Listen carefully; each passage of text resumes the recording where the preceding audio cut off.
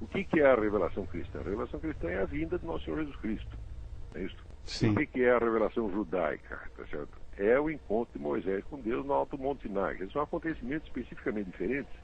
Não é que aqui teve um sujeito que recebeu uma revelação e ali teve outro que recebeu a revelação. Não, no cristianismo ninguém recebeu a revelação. Tá entendendo? Não foi a mensagem divina transmitida a alguém. Não foi isso. O remetente veio diretamente, né? Foi, vamos dizer, a manifestação de um conjunto de possibilidades divinas encarnada num indivíduo, num ser humano real. Quer dizer, e o que ele, vamos dizer, o essencial ali não é a mensagem dele, não são as palavras dele, mas é a realidade da vida dele. Está compreendendo? Sim. As palavras que nós temos registradas de Jesus Cristo são apenas uma migalha perto de tudo que ele falou. Tá certo? Então, o que interessa é realmente a pessoa dele, a presença real dele, né? Igual, a doutrina cristã é um negócio que só começou a existir muito tempo depois. O cristianismo não é uma doutrina. O cristianismo é uma sequência de fatos que aconteceram, dos quais os intérpretes posteriores vão gradativamente extraindo com maior ou menor felicidade uma doutrina. A formação da doutrina cristã ainda não terminou. Ela vem ao longo de discussões que aparecem sobretudo nos concílios, não é isso? E que ainda não terminou de ser formulada.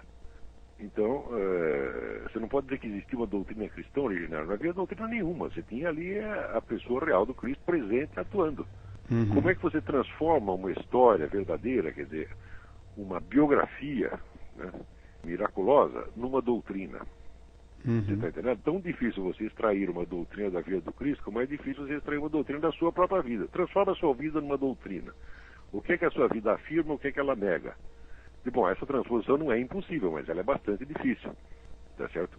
Então, se fosse defender de uma doutrina cristã, só começaria a existir cristãos depois de alguns milênios, entendeu?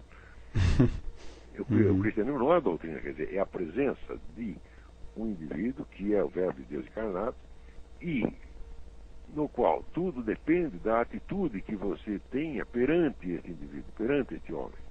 Ou seja, quando se diz a fé, né? O sujeito que interpreta a fé no sentido de crença é um idiota completo, tá certo? A pessoa como Kant, por exemplo, jamais entendeu o que é cristianismo. Aliás, a maior parte das pessoas que discute isso, sobretudo jornalista, professor universitário, mas devia tudo voltar para ali na infância, porque crer ou não crer numa doutrina subentende que a doutrina exista.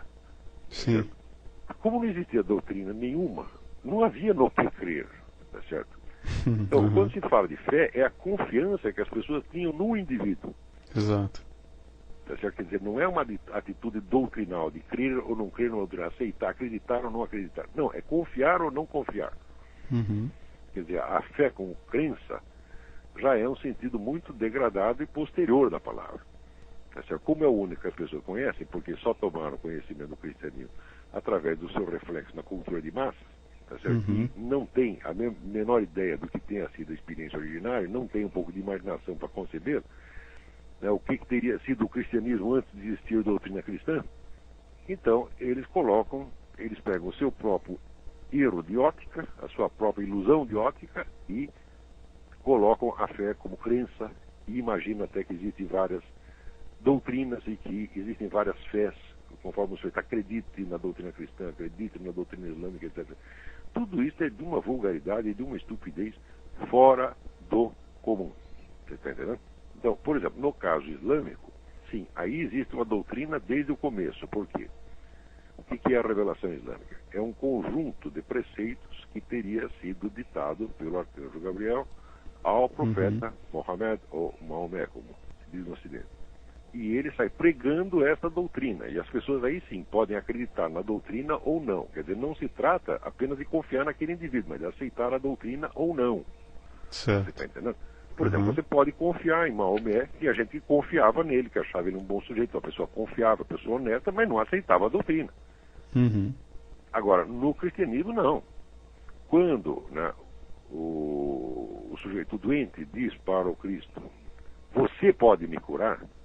É isso? Eu não posso me curar, a medicina não pode me curar, mas você pode. Ele está manifestando a sua confiança no poder de Cristo, não a crença numa doutrina. Ele pode ignorar a doutrina totalmente, tá entendendo? Então, à medida que os séculos passam, em que se forma, então, toda a estrutura do clero, e se expande, consolida institucionalmente, aos poucos vão tirando daí uma doutrina. Mas não se pode dizer que quando Jesus falava de Deus como sendo Pai e nós filhos, não seria isso a semente de uma doutrina que a pessoa poderia até confiar nele, mas não aceitar isso? Não, peraí, se o indivíduo acredita, confia em que aquele indivíduo é quem ele diz que é, tá certo? Você já é cristão automaticamente. Não depende de você aceitar uma doutrina. Uhum. Uma coisa é você dizer, olha, existe o Filho de Deus, que não sei o quê, blá, blá, blá, blá, blá, isso é uma doutrina. Uhum. Outra coisa é ele chegar na sua frente e dizer, eu sou Filho de Deus e eu posso curar. Você está entendendo? No primeiro caso, você está aceitando uma doutrina. No segundo, você está confiando numa pessoa. Se você confiou nessa pessoa, você é cristão. Se você aceitou a doutrina, mas não confia na pessoa, você não é cristão. Ainda que você pense que é. Isso quer dizer que você pode ser muito bom cristão conhecendo a doutrina muito imperfeitamente. O cristianismo, na sua essência, não pode evoluir. Por quê? Porque ele está completo na vida, paixão e morte do nosso Senhor Jesus Cristo. Vida, paixão e morte, ressurreição do nosso Senhor Jesus Cristo. Aí está todo o cristianismo. Mas enquanto doutrina, ele não só pode evoluir, como ele evolui. Por quê? Porque as sucessivas interpretações, elas vão melhorando. Às vezes elas pioram também, você está entendendo? Olavo, por que, por exemplo, que a igreja não aceita o Swedenborg, por exemplo? Ou aceita, não sei, na igreja católica?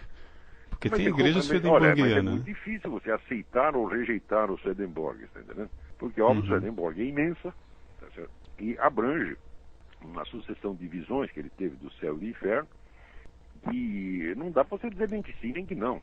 Né? Quer dizer, depende, daquilo ali pode ser aceito até, sei lá, como uma revelação pessoal, uma coisa assim, mas como doutrina, é quase impossível, né? A Bíblia está fechada, ela não aceita mais nenhuma atualização ali? Pelo menos a cristã, né? Não, a Bíblia não vai ter acréscimo mais. Nem tem por que ter. Por exemplo, jamais aceitaria um livro do Swedenborg ali. Não, mas isso não teria pé nem cabeça, porque a última atualização, entre aspas, da Bíblia foram os relatos diretos da vida do Cristo, tirados ou de testemunhas diretas ou assim, de primeira geração, e ali acabou. Porque, por exemplo, para os judeus isso já foi uma aberração total, né? Você pegar o Antigo Testamento e juntar o Novo Testamento. É por isso que eu estou perguntando, né? Se de repente parece uma aberração, mas... Presta atenção, que o Novo Testamento não é uma revelação. Sim. A revelação é a vida de Jesus. É o que aconteceu. Você tá entendendo? Então isso quer dizer que o Antigo Testamento e o Novo Testamento também não se colocam no mesmo plano, não são espécies do mesmo gênero. Por exemplo, quando Moisés, né, quando Moisés traz do Alto Monte Sinai os 10 mandamentos, ele está trazendo com conteúdo revelado. Moisés não é revelado. Moisés nasceu, é um ser humano natural. Aquelas palavras é que são reveladas, foram ditadas a Deus ele como lei. Tá certo? Não existe nada disso no cristianismo. O cristianismo tem uma série de acontecimentos que eles são propriamente a revelação.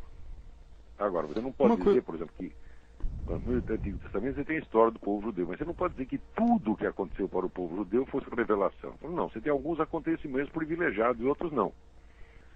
Mas no caso da vida do nosso Senhor Jesus Cristo, a vida dele inteira é revelação.